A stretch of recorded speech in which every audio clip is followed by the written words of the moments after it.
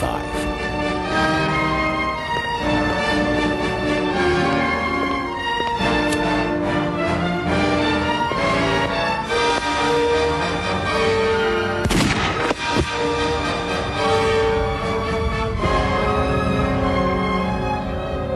Pause a moment for reflection. Dogma dictates that the director must not be credited. So let us begin again. Better, but Dogma also states that you cannot use any special effects or filters, so no superimposed titles.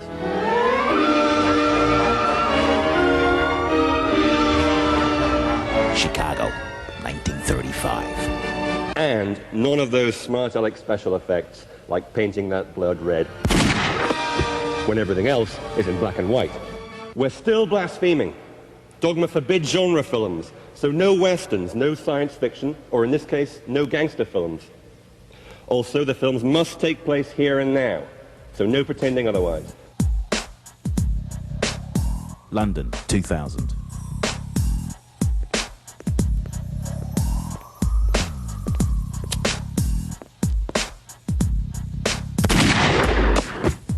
Furthermore, you must not have any sounds that are recorded separately from the image. So banish your big orchestral soundtrack, your overdubbed gunshots, and your voiceover. The sounds must be real. And widescreen, that big cinematic experience, is also proscribed. Instead, Dogma filmmakers must use the squarer Academy ratio, like the early silent films and everyday television. On top of that, shooting must be done on 35mm film stock, a rule which we'll discover hasn't been that easy for the brethren to obey. Further stripping away the artifice, all those smooth tracking shots and steadying tripods, well, you can't have them either. Everything must be handheld. This further simplifies production, making it possible to film with fewer crew members and less equipment. Oh yes, Dogma demands there be no superficial action. So purge the story of weapons and murders. And all those pretentious, arty filmmakers can kiss their black and white goodbye. Dogma films are exclusively in color, and vital to the whole ethos of Back to Basics production. Special lighting is unacceptable. Natural lighting or lights found on location are all you've got to work with. And finally, absolutely no sets or props are permitted. So all filming is on location, and you use what you find there. Taken all together, these 10 rules can save directors from the vices and the tricks of the trade that they so often succumb to. They must redeem themselves by forcing the truth out of characters and settings at the cost of any good taste or aesthetic consideration. The resulting films have a very distinct flavor.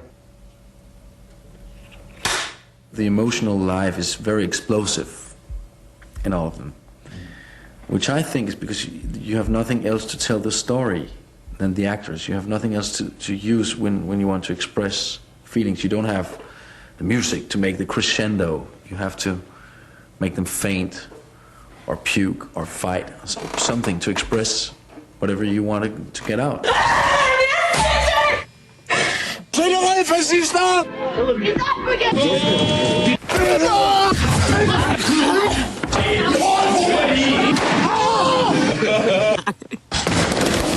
We didn't expect anything when we sat down there in 1995.